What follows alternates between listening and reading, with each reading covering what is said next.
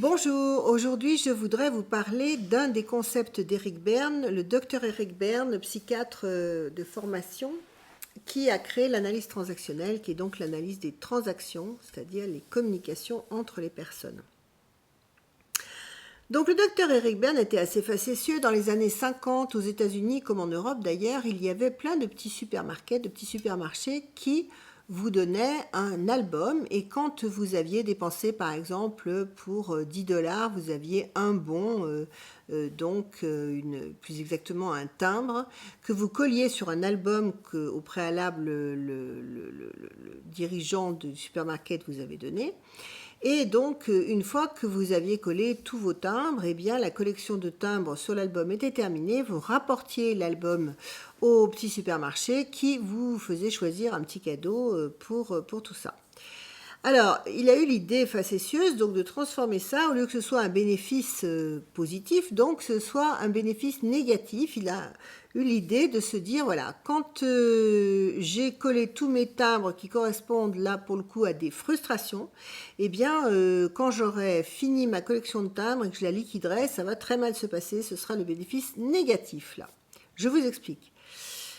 J'ai une frustration qui me vient. On a une collection de timbres par personne. On ne peut pas avoir une seule collection avec plein de personnes différentes. Non. Par exemple, vous avez des problèmes avec votre belle-mère. Eh bien, toutes les fois que cette belle-mère va vous dire quelque chose qui vous est désagréable et que vous ne dites rien par politesse, vous allez coller un timbre. Donc, qu'est-ce qui va se passer quand vous aurez fini votre collection de timbres, quand l'album sera complet? Eh bien, il risque de se passer une colère qui va monter et qui va vous faire dire des choses qu'évidemment vous regretterez beaucoup par la suite, parce que vous aurez dit vraiment des gros mots peut-être ou des choses très désagréables. Voilà.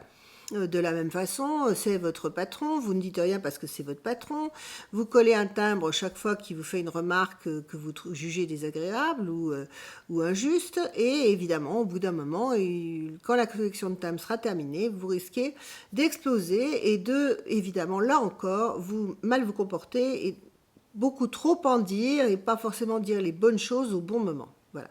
Donc voilà le principe de la collection de timbres. Donc c'est pour ça que le docteur Berne disait: ne collez pas le premier timbre. Ça veut dire quoi? Ça veut dire, dès que vous avez une frustration, que ce soit de la colère que vous ressentiez, que ce soit de la tristesse, eh bien, il faut exprimer cette colère ou cette tristesse. La joie, évidemment, on est d'accord, ne pose pas problème.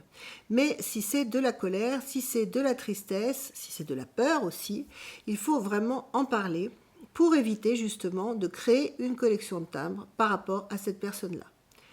Par exemple, ça pourrait être avec une amie qui vous fait toujours des petites remarques un peu acides, un peu aigres, de tout de suite lui dire: écoute, tu sais, quand tu me dis quelque chose comme ça me fait de la peine. Alors, je trouve dommage parce que on est amis, j'aimerais qu'on le reste. Pourquoi tu me fais ce genre de remarques, par exemple? Si c'est avec votre patron, lui dire: écoutez, franchement, là, je vous avoue, je suis triste parce que j'avais l'impression d'avoir bien fait. J'avais l'impression d'avoir fait tout ce qu'il fallait pour que le travail soit correct.